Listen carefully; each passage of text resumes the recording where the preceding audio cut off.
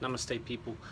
I wanted to talk about emotional literacy because a lot of people talk about connecting and communication as a means to really connect with other people.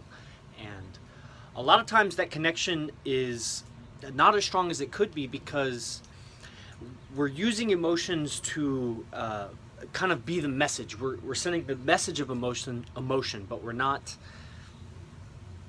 fully aware of how we're feeling. Like we're letting the emotional program, meaning in certain emotions. Okay, so let's take a step back. In certain emotions, you have at your disposal only a certain set of vocabulary. The language of anger is different from the language of joy, and the language of sadness is different from the language of contentment. You choose different words when you're experiencing those certain emotions. And throughout your life, as you access those emotions, it's common. There are common phrases, words that will follow that emotion. So a lot of people are communicating from emotion. They're accessing their emotion and therefore accessing this vocabulary they have available to them from that emotion that emotion allows. And that's not facilitating connection. That's actually facilitating very self-centeredness. It's a lack of empathy, a lack of connectedness. Now, I'm not saying everybody is deserving of your empathy, and I'm not saying connect with everybody, but a lot of times there are people, guys and girls, that are looking to connect, and they're focusing on the wrong things. They're focusing on the emotion of what they're feeling and letting that be senior to their communication. The communication is senior, and you can tap into the emotion via the communication. The communication is mind, it's causal plane. The emotion is astral plane. It's very polarizing. Emotion can quickly turn to its opposite. How often you've been laughing and somebody took it too far and immediately it shifts, or vice versa. You're sad and then something makes you laugh and immediately it shifts. Emotions are not to be relied upon. They're to be utilized. There's a lot of power, shakti there, but to facilitate connection is to really dissolve that charge of the emotion, because the emotion is blinding us. The emotion is veiling clear perception. And to connect, there are certain ways of communicating in language patterns. A lot of what I'm about to talk about, which I'll keep it super brief because I'm not the foremost authority on this subject, but it's very, very powerful, and I want you all to be aware of nonviolent communication, which is just a coined term. I wouldn't have called it that. I would have called it compassionate communication or empathetic communication or something without the word violence in it. But he was a master of communicating, and by Marshall Rosenberg. So essentially,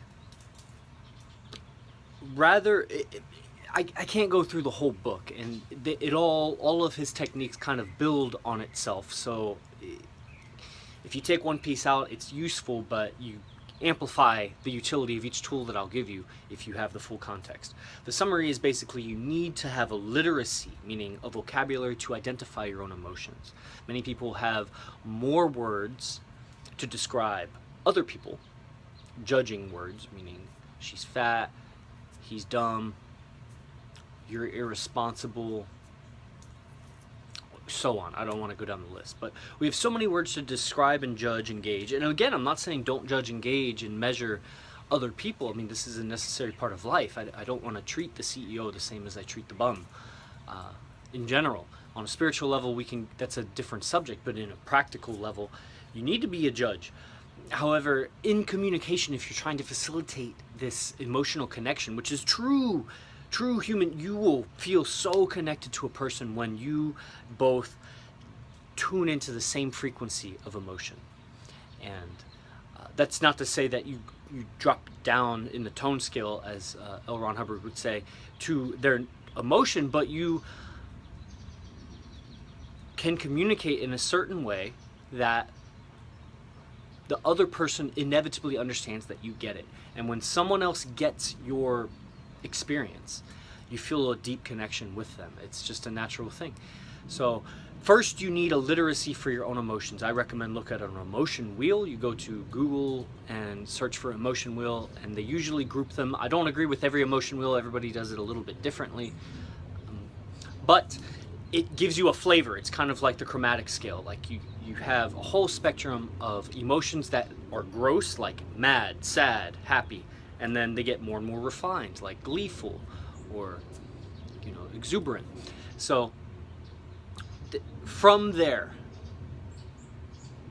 and okay, I won't get into that next point, but because okay, I will. So be aware that there are certain words that people consider emotions that are not emotions, like rejected. When people say I feel rejected, that's not a feeling, it's not an emotion. Rejected is what is an action that somebody does to you. You cannot feel rejected. You feel there's another emotion there that you're feeling, but rejected is something, it gives the power away. You're feeling what someone else did to you, which brings me to the second point. So you need that emotional literacy. Point 2 is you need to understand that you are feeling an emotion because of an unmet want or need or expectation.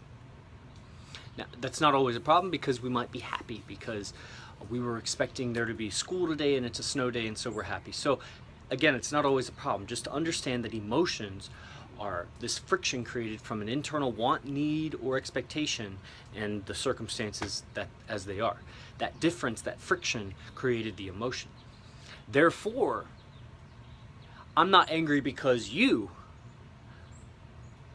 I don't have control over things outside of myself, unless we're going with coercion, which I'm not. That's why you know, I don't vote. But you know, so outside of coercion, I'm not going to make anybody do anything that they don't want to do. So it's vice versa. So it's not that you did something and that makes me feel a certain way. It's I'm feeling a certain way, and it's not I feel a certain way because you did something. That's giving my power away. I don't feel a certain way because something outside of me happened. I feel a certain way because I have an internal belief that is different than what's going on, and so I need to examine this belief. Now that's higher level alchemy, but just understand the formula is emotion because of a want or need or expectation. But let's remove that. So a want or need, there's an unmet want or need. So you're feeling sad because you need to be heard. You're feeling frustrated because you want to understand this material right now. So then let's go into step 3. Step 3 is to guess. Make a guess, an educated guess. You're a human, you've experienced human emotions, you can see it in somebody when they're sad, when they're happy. Take a guess, you know, and this helps to have emotional literacy, have the vocabulary, or start with really easy gross words, like gross meaning like, you know, aggregate words like sad, happy, you know, these general words. But you make a guess. Are you feeling blank? Anchoring the opposite because of the video. Are you feeling blank because you want or need blank? It's a very old police tactic to ascertain the age. If they suspect you to be underage, is they just guess your age, and they guess it almost like they know it's going to be wrong, because in the process of correcting them, you will reveal your real age. So guys, if you think the girl is underage that you're talking to, just guess low. Be like, hey, what are you, like 12? And she'll be like, no, I'm 17. All right, you can't talk anymore. Or she'll be like, I'm 19. So it's the same when you're emotionally connecting with somebody. Are you feeling sad because blah, blah, blah? And they'll say, yeah, I'm feeling sad, but it's actually because of this reason. Or they'll say, no, I'm not sad. I'm more frustrated because of this other reason. And you keep getting closer, and you can do active listening. Like I don't know if I I think that was in the silent flute I did active listening. I'll do another video on active listening. But repeating it back to them in your own words, but how you understand it, will facilitate that connection. So, and this isn't all of nonviolent communication. I'm trying to keep this video under 10 minutes. So the formula is, first, study up on emotions. Just look at an emotion wheel. Just look at it for 1 minute, 60 seconds, and I guarantee you will expand your mind. You have too many words to describe and judge other people, and not enough words to describe your own emotional state. I guarantee you do not have the words to make adequate distinctions about how you're feeling in a refined way, this, that, or the other. Then, next step, understand that there's a want or need that's not being met, that's causing all emotions. So when somebody around you, a loved one, or even somebody that you're almost in a conflict with, when they're experiencing an emotion, this video is not going to end in 10 minutes, or at under 10, when you're experiencing, or they're experiencing an emotion, to facilitate and ground that emotion so it doesn't get all heady and we start arguing ideas and let's get back into being human, is you guess at their emotion and then you make a guess at their want or need. Always link the two. Don't just guess the emotion, because then they'll start to defend the emotion. Don't ever say, why are you feeling blah, blah, blah. That immediately, that language, that vocabulary hits the nervous system in an offensive way, which will make the person want to be defensive, which they don't want to do if they're already emotional. So it's not, why are you feeling blah, blah, blah. It's, are you feeling blank because you want or need blank. And in the process of active listening, meaning they say it back to you, either yes, that's right, or they correct it in a certain way. You can repeat it too if they corrected it in a certain way and you still don't really understand, or you think it might be a little bit different. Not everybody can be fully honest when they're emotional. So just understand that whatever they say is not gospel truth. You can continue to refine and just be like, oh, so what I'm hearing is you're feeling blank because of that. Is that right? And they'll continue, and people will feel that you're trying. People will feel the attempt to, and they'll help you. They'll help you connect with them. And sometimes people just need a little nudge, because when we're emotional, we're not accessing the same words. So it's difficult to say please, thank you, or whatever. So identify, take a guess, active listening, continue to refine, bounce it back and forth. Hope you found this helpful.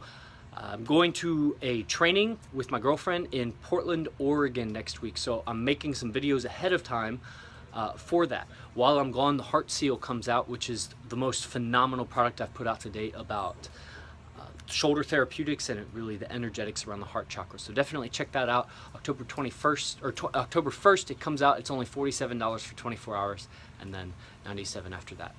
And I'll see you in the next video. Namaste.